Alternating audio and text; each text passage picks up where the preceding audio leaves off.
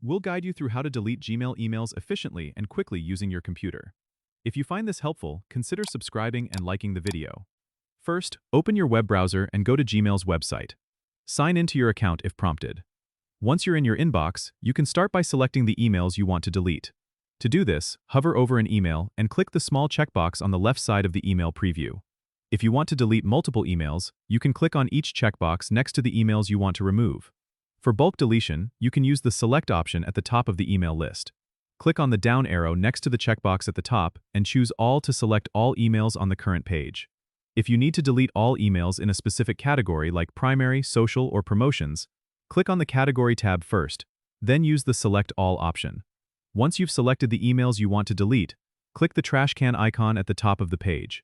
This action will move the selected emails to the trash folder.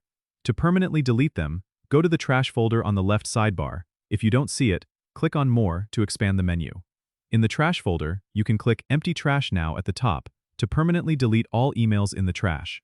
Remember, once you empty the trash, those emails are gone forever, so make sure you really want to delete them. And that's it. You've successfully deleted your emails.